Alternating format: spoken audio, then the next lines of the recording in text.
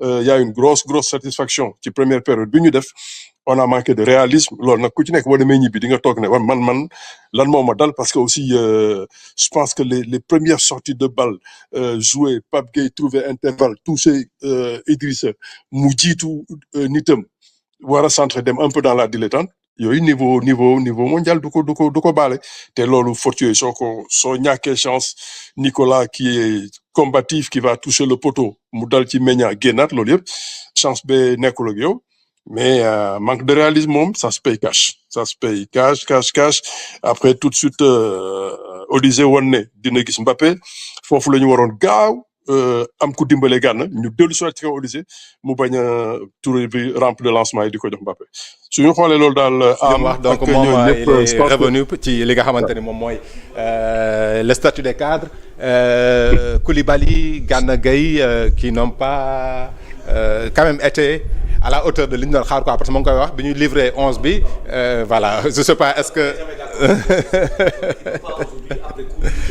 Ce qu'on a vu après mi-temps quand même, nous étions rassurés. C'est des cadres qui ont répondu au niveau à la hauteur de rang. Donc loolu mënoo xëy sur la situation d'un match qui change par rapport à une nouvelle attitude de l'adversaire nga rek daal di xalaat ni pourquoi ñun gis nañu bu baax. si suñu ay prévisions xalaatuñ ko woon mais Pape Diop bi du groupe am moo indi lii bu ko indee nag nga ngay xool nan la ko mën a indi et ça y a eu une merveille tactique et de réalisation dans la première mi-temps lenn la moo am le coup de barre bi ñu imposé par un temps fort très long loolu mën na ni am na problème de réactivité foofu moom il fallait tout de suite se dire que ni c'est le moment vraiment de mettre de l'impact physique et de la fraîcheur loolu moom dëgg la d'accord nañ ci mais bul ñu appliquer rek daw si kaw cadre yi sa leen xalab leen non moi je trouve que quand même pour des gens qui n'ont pas joué parce que plus de 2 mois leur prestation c'est des encouragements que ça demande mais pas mais après 60 minutes mënuñu leen xay non gis nga li indi problème bi mooy la déstructuration de notre milieu de terrain militaire bi amatul répondant jëlatuñu bal yi ba pare yi ñu am ni ko perte lecture sectorielle boobu parce que football ñetti jàng yooyu dafay am la lecture structurelle globale était bonne la lecture sectorielle en premier temps a été bonne toutes les lignes marchaient avec de la cohérence la lecture séquentielle était bonne parce qu'on arrivait à trouver des décalages et des occasions de but maintenant en deuxième mi-temps le problème sectoriel n'a pas été réglé c'est le secteur du milieu de terrain qui a flanché à un moment boo xamante ni la France est dans son temps fort il fallait casser ça voilà casser le loolu man laa jàpp ni mooy li nga xamante ne mën nañ ko corriger rapidement mais le match on peut pas le jeter on peut pas jeter au truc les cadres là man jàpp naa ni quand même pour des gens yoo xamante de certain âge jóge ci blessure déjà après plus de 2 matchs jàpp naa ni il faut plus d'indulgence que de critiques pour à leur encontre donc. Par rapport ak analyse bu doyen Assane Sène est-ce que vous êtes d'accord? Non damay fekk ci doyen Conté parce que aussi ñun ñëpp gis nañ ne xëy na ñun xalaatuñu woon sax Gana ak Koulibaly li ñu maanaam li ñu joxe ci première période bi loolu ñun xalaatuñu ko woon donc rupture de compétition bi amoon ci ñoom dafa yàgg donc toog nañ lu yàgg joué wuñu donc ñu ngi doon xalaat ne xëy na Koulibaly bu démarré rek d'emblée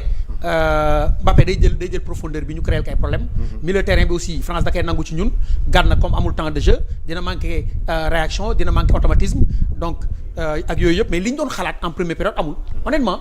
il a été énorme Gana Gueye il a récupéré beaucoup de ballons donc ba pare précision bi amoon ci buy ressortir ballon bi dal gi amoon ci moom ballon boo seetloo premier mi-temps bi yëpp bal bi si tànku Gana Gueye la jaar moo doon organiser match bi mu am équilibre normal il a été énorme en première période mais Gana li mu am en premier daf ko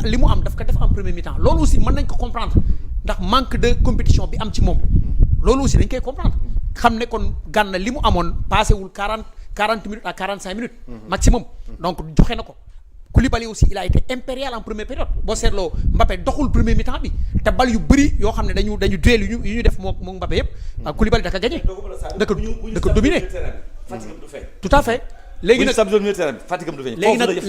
nag organisation bi amoon en premier mi-temps maanaam mooy liaison bi ñu daggoon entre militaire bi ak attaque bi ba loolu amul ba ñoom jotuñu maanaam pour attaquant yi jot ballon da doon jafe pour militaires yi ñëw fekki seen défenseurs yi da doon jafe donc loolu moo taxoon équipe bi am fraîcheur organisation tactique bi ñu réussir en première période loolu moo tax moo empêché équipe bu France ñu dérouler France daanaka premier mi-temps bi du retrouver wu ñu Mbappé retrouver wu ñu Désiré Doué Olise doxul en première période Dembélé kenn gisu ko existé wul daanaka en premier mi-temps existé wuñu parce que dañ leen isolé dañu fexe ba dagg liaison bi am entre Tchouaméni Rabiot ak attaque bi moo tax ñoom jotuñu ballon léegi nag en seconde période loolu la ñu amul en deuxième mi-temps équipe bi dafa wàcc physiquement en seconde période amatul répondant gagné ñu deuxième ballon yi gagneetuñu ay balle de combat duel yi gagneetuñ ko agressivité bi amoon ak organisation bi amoon tactique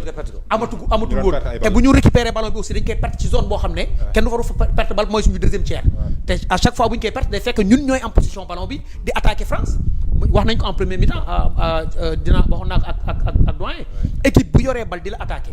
équipe bu yor bal di attaquer dafay mettre en danger son adversaire mais moom aussi dafay am déséquilibre total si ginnaaw da exposé wu après la récupération boo ko pertee nag surtout si deuxième tiers bi face à des attaquants redoutables am ay joueurs yoo xam ne am nañ application ci passe bi à droit devant les buts donc dañ lay dugal un message d'encouragement du président de la République son excellence Bassirou Diomaye Diakhar Faye qui dit que nos Lions s'inclinent face à la France pour leur entrée en lice à la Coupe du Monde au terme d'une rencontre disputée où ils n'ont jamais cessé d'y croire. Une Coupe du Monde se joue sur la durée et ce groupe a les ressources pour rebondir. La nation reste pleinement à vos côtés. Place au prochain match avec la même envie et la même foi. Allez les Lions. Donc voilà, c'est des encouragements de la part du président de la République. Voilà, nous sommes fiers de notre équipe. mais doyen même ñun dañuy encourager Pape. di encourager groupe bi yëpp. Pape li ñu koy wax rek mooy réussir na premier mi-temps deuxième mi-temps bi rek. la moo xaw a moo doy waar te foofu équipe bi moo wàcc baisse de régime am si équipe bi foofu nag moom aussi moo waroon def ay choix prise d'initiative prise de risque indi ay joueurs frais au niveau de l'entrejeu indi ay joueurs frais ci kanam ñu apporter vitesse apporter percussion donc loolu bu ko defoon xëy na loolu la deful en seconde période mais xam naa ne am na si jàngat na premier mi-temps bi jàngat na deuxième mi-temps bi li mu réussir en première période baax na loolu c'est positif en seconde période li tax mu jël ay buts ba tax ñu gagné ñu loolu aussi def naa ne am na si jàngat ba prochain match xam naa ne du ko dalaat. On rappelle prochain match ce sera contre la Norvège donc loolu mooy deuxième match bu Sénégal Norvège aussi mu nekk une équipe boo xamante ni une équipe à craindre aussi avec une attaque de feu comme bu France mais on va voir en tout cas ce que cela va donner malheureusement voilà mënuñu wax lépp ci match bi donc on aura d'autres plateaux ci biir semaine bi bu ko defee ñu mën a dikkaat ci yenn points yi nga xamante ni donc c'est des faits marquants ci match bi nga xamante ni tey moo doxoon ci diggante France ak équipe bu Sénégal en tout cas nous sommes et nous restons fiers de notre équipe nationale félicitations aux Lions félicitations au coach voilà c'était pas du tout facile malheureusement voilà il fallait que mu am ku gagner et voilà la France a été plus forte voilà c'est le sport comme vous dites coach en tout cas merci beaucoup dañu leen di gërëm bu baax a baax bàyyi leen ngeen tàggatoo waaye aussi joxaale seen dernier mot. waaw man dama jàpp ni Coupe du Monde nañ nekk tournoi la. da ngay gérer ce tournoi là faire des évaluations rapides et corriger de façon très rapide et juste loolu mooy tournoi parce que loolu amoo fi ay entraînement yu la sonal wala yooyu mais il faut juste corriger les gens vont apprendre de nos erreurs je pense que il y a des problèmes de coordination des problèmes de constance dans les attitudes yoo xamante ni moom la ñuy ñaax xale yi di encourager Pape Thiaw di encourager Lions yi ils n'ont pas été mauvais du tout ils n'ont pas été démentiaux ils sont tombés les armes à la main c'est important d'avoir le mental d'être mentalement incassable et déterminé à aller au bout parce que nous avons des ambitions et des objectifs il faut être déterminé et ne jamais être abattu